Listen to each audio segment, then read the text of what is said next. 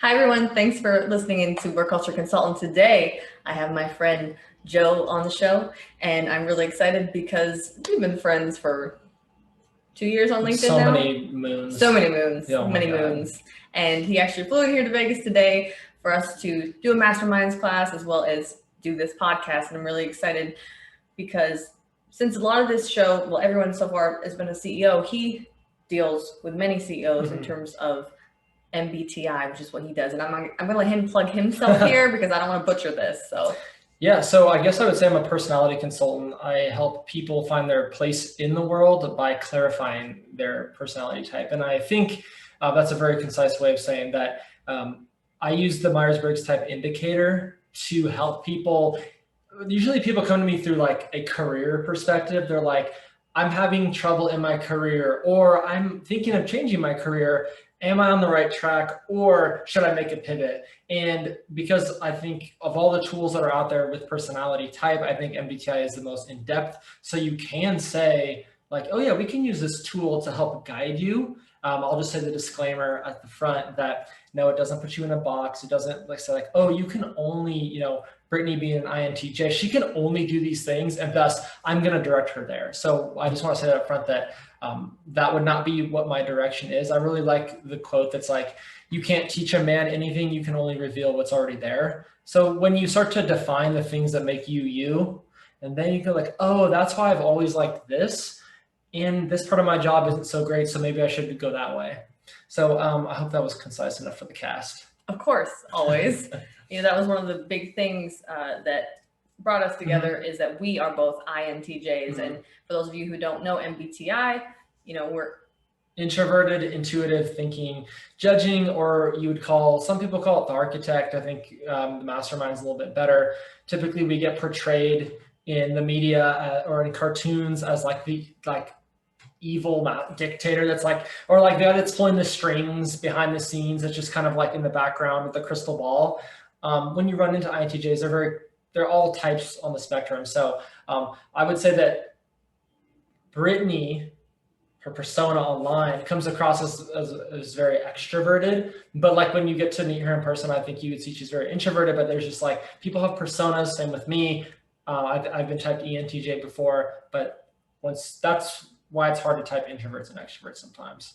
and we're going to get to that on a live. If you ever want to check that out, go to our LinkedIn. That's going to happen here soon. Mm-hmm. But I'm going to throw you a curveball here for a second. And because we are INTJs and we both deal with clientele that are CEOs, what would you say that is good about us being INTJs and then CEOs mostly being ESTJs? Because INTJs look at things as puzzles to be solved, or look at the world or as a way to be more efficient. So you can coach people and say either, oh, I see this puzzle piece within you or your organization or your org structure that needs to be fixed, and this will help us. So we can remove ourselves from the personal aspect of people and say, like, objectively, this is the issue you're having. Sorry to say it this way. And I think we can be overly blunt and not tactful sometimes. That's a real negative thing about our trait, of our type, if we don't know our type. So we look at things from like the owl, like looking down on everything, and we say, here's what I see, and implement solutions. We're very solutions oriented. So from a very high level, CEOs would be well suited to hire like a Brittany or me to fix either culture or like personality bottlenecks.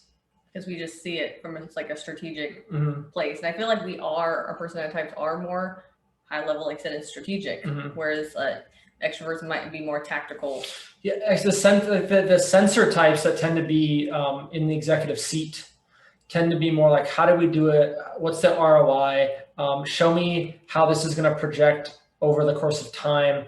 And they're looking on, Q1, Q2. What are we doing this week? What do the numbers look like?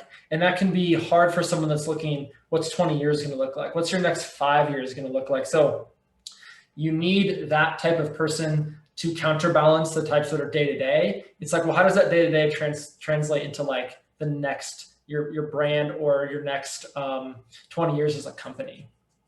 See, this is why I had him on the show. He's gonna plug us to that. Thanks, friend. Yeah, you got it. The benefits of MBTI coaching for CEOs. what is one of the biggest benefits? I think one of the biggest benefits is you can be more empathetic to, especially if you're in a big organization, be more empathetic to like the troops on the ground.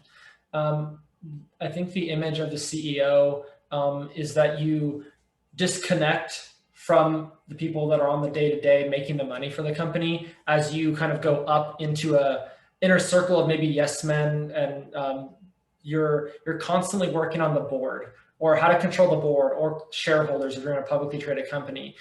And you disconnect from like the people that are actually selling the thing and doing the marketing and engaging with the audience.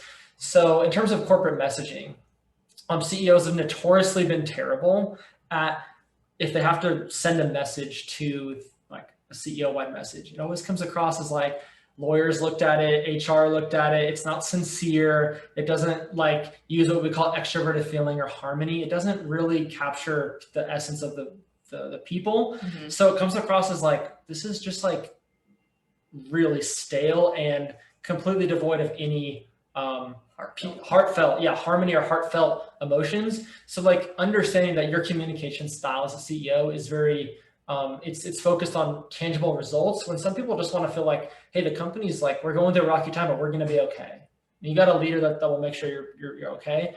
That sort of thing is where MBTI can show you who you are and where you need to work. Because I think one of the pitfalls of being a CEO or an executive is you think like, because you've attained a title, your personal development part is clear. That, I mean, I'm a CEO, I've made it. Mm-hmm. No, you can always work to get better. That's a really good point. And that's like, I told him, I was like, this has a lot to do with self-awareness mm-hmm. and just growth as a person, whether it's CEO or whatever, because I have grown with just my knowledge that he's given me about our type, mm-hmm. because I've seen my downfalls, have that self-awareness to admit that these are issues I have, like too blunt sometimes, mm-hmm. like on my social media, like maybe we could tone that back a little bit and people are gonna be more receptive to it.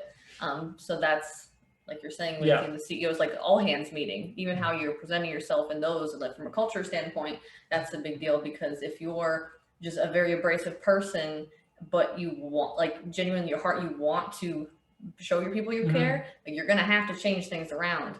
And also having self-awareness for your own type, but understanding mm-hmm. there's all these other types that you need to speak to.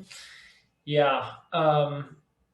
That's a good point, because the statistics, for those that are really like numbers oriented, you tend to get clusters of thinking, judging, or TJ types as you go up the corporate ladder. So you have middle managers being, the TJ, thinking, judging, it's like 50%. But as you go into the C level and the board, you get 90%. So you cluster at the top, which means that you, like I said, you kind of have a insulated bubble of people that think the same way and make the same decisions the same way. And there's not even like a little bit of that like FP, that ENFP or INFP, it's like more heart-centered and like maybe we should do something different outside the box. You're missing that. Like you're just avoiding those people, and we're like, we only hire people that think like ourselves. Well, like you can see companies that do that. They can't pivot when there's a pandemic. They just like, we don't know what to do. We've never thought about this because everything's been going this way forever. And then you can just point out those things and go, maybe next time you hire an executive, you try to maybe we'll find a heart-centered one. There you go. And that's where like we have a lot of synergies, because I deal with onboarding mm-hmm. From a culture standpoint, and job descriptions. I always mm-hmm. say that onboarding starts at day 0, and day 0 starts when you do your job descriptions, and that's where this guy comes into play, because he does those. Yeah, and as a former recruiter, you look at job descriptions, you go find a candidate, and it's like, oh well, that's what you're actually asking for when they get to the interview is different. Candidates come back and they say, I mean, the role was system engineer, but really it's like a help desk person. So it's like, what does that disconnect? So I think there's a little bit of like, let's be honest, let's talk about things like salary. You got to put salary range. Like it could be like a big range, but let's not BS people there. I've added with my clients a section that just says mindset. What is the person in the seat going to say to themselves? What's their inner dialogue going to be? It's like, for a salesperson, one of the things I wrote recently was, I'm going to close this account, or I'm okay with getting a rejection, or something like, you know what, if one person says no, I'm going to call the next person and I'm just going to be happy that I get to engage with people. If someone reads that job description, they're either going to fit that or not. They can't be like, you know what, I I could be that at all times. You're either that or you're not. So in specific roles, we got to get the mindset. So that's like more, that's less like, that's more esoteric, where it's like mindset, oh, that's early qualification. How do we quantify it? My question, my kind of sidebar is to CEOs, what if we can't measure it? Are we going to be okay?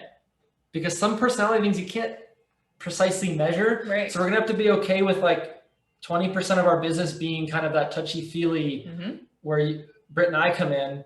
So on the job descriptions, you can put stuff like personality type questions or mindset questions. So that's the first part I focus on, is you're missing like the people part of the job description. Right.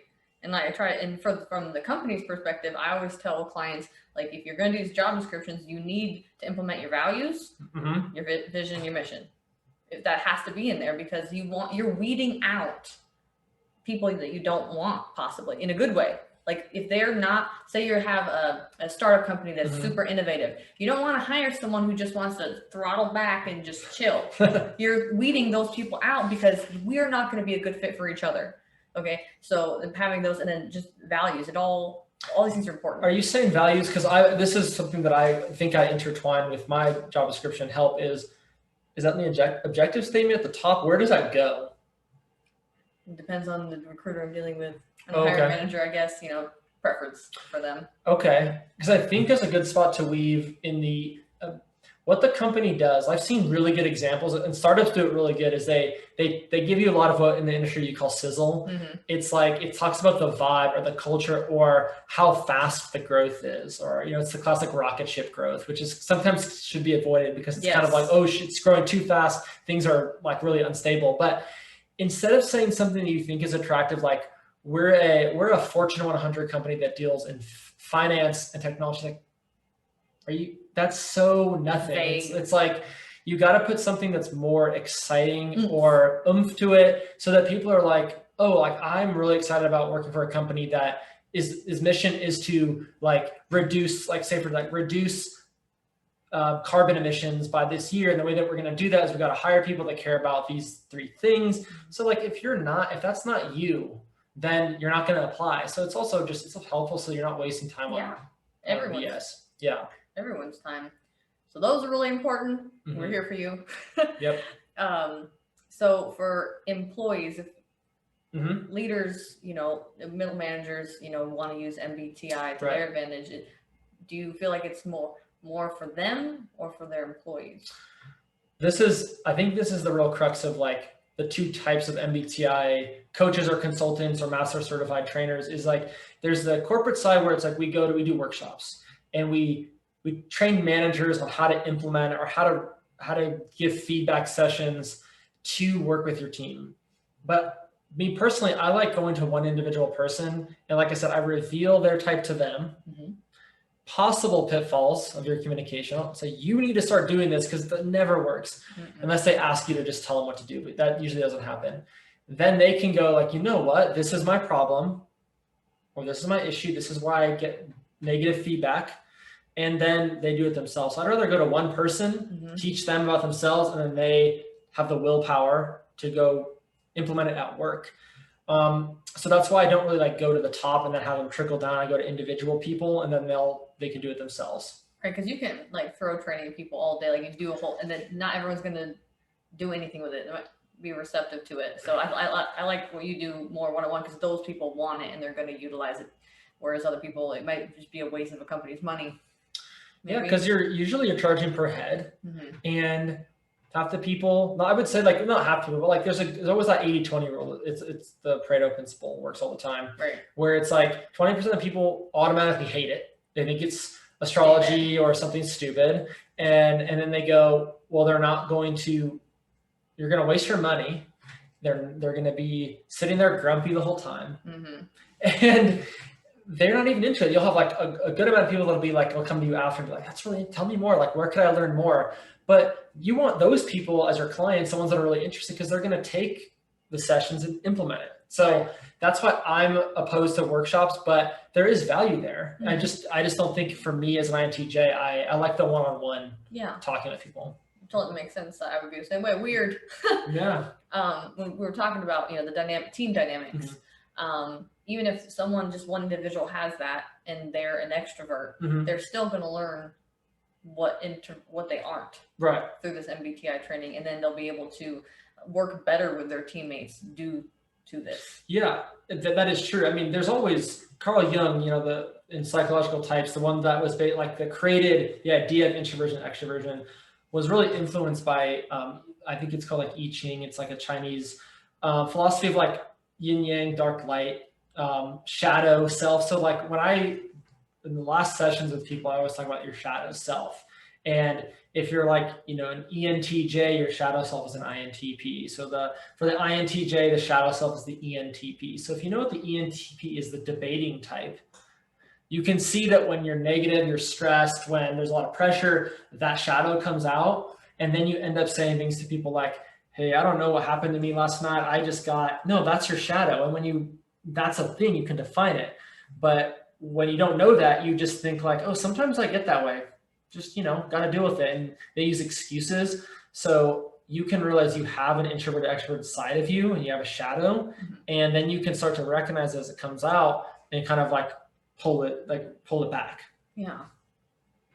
Like there's just so much to that. There's so much to that. Like I know and as I'm doing sessions with people and I'm revamping them for the next time, like, oh, I should cover that. Oh, I should cover that. How should I visualize this better? It's really just a journey. Like that's why I've expanded from doing 5 sessions to now 10 sessions, because you teach for 5 and then you got to have feedback and follow up for at least 5 after that. So this model can get real complicated, and the shadow work is like, people start to get like, I need your help after this. So it's a process. It's a real long process.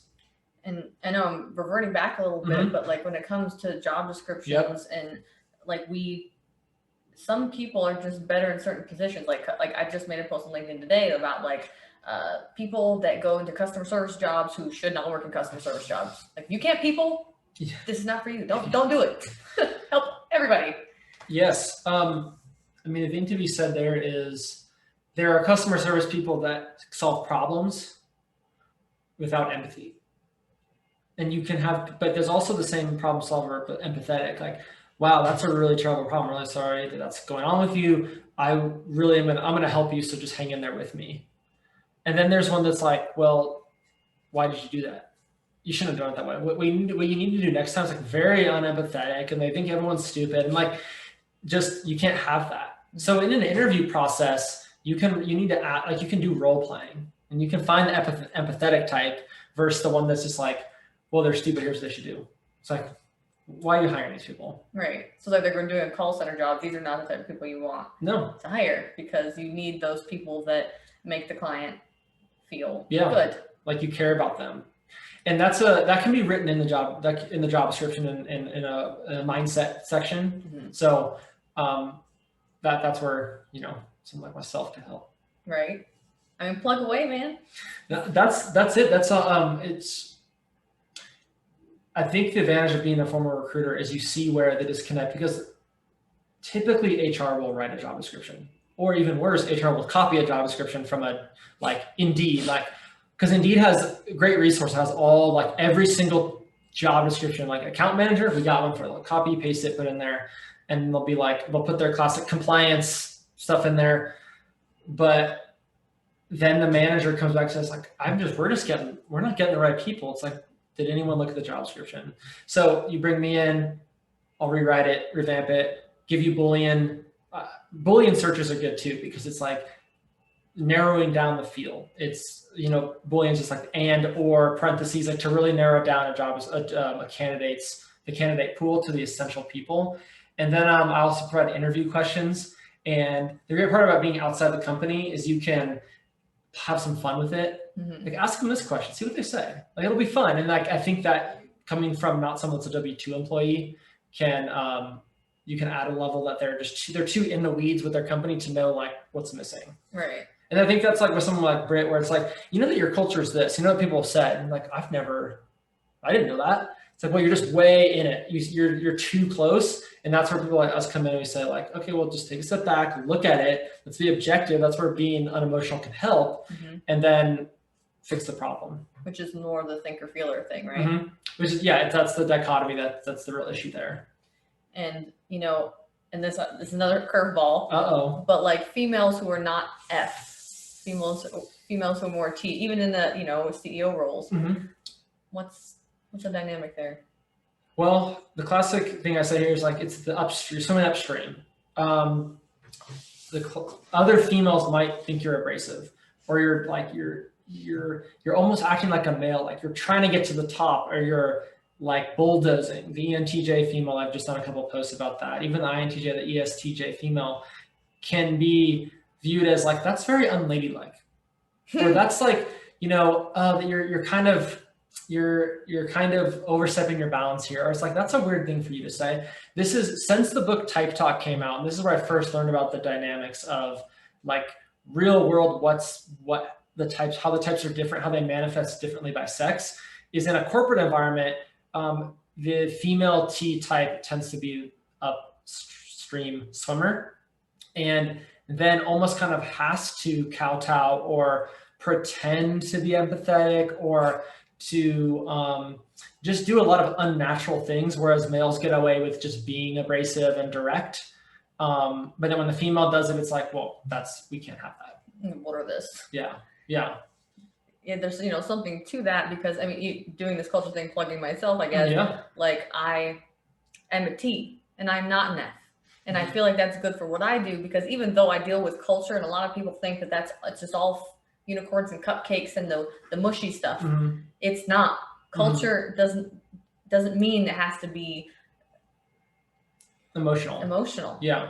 It should bring good emotions, but it doesn't have to be emotional in that sense. And I feel like because I'm not a female feeler, like F type, this comes to my client's advantage, because I'm way more, I'm thinking, you know, way more about things that I'm feeling. Right. A lot of people, I think, misconstrue the fact that because I deal with culture, that I'm way mushy, and that's just not the case.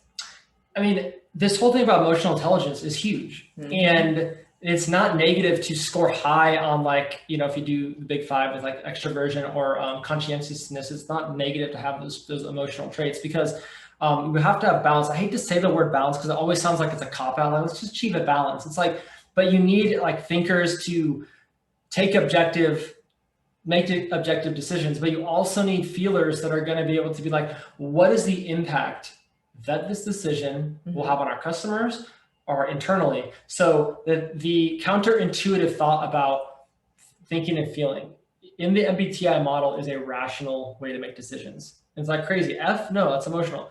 Feeling is just saying we make decisions based on the impact on other people. That's not irrational. Just like T types make decisions based on objective, concrete data. What's wrong with having a decision made by caring about how it's going to hurt or affect people?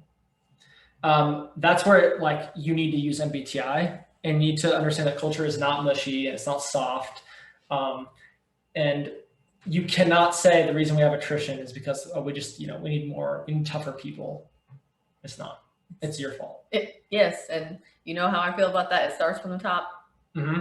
Like people try arguing with me all the time, but I'm not here for it. It starts at the top. Culture is made. It makes or breaks at the top. Like I think Britt and I have talked about this way back. I'm like a real believer in the cult of personality, where it's like that person embodies the brand. So it's like I just read a book it's called The Battle for Uber. It was about Travis Kalanick. He was Uber for the longest time. Like Uber was Travis. You could not separate those people.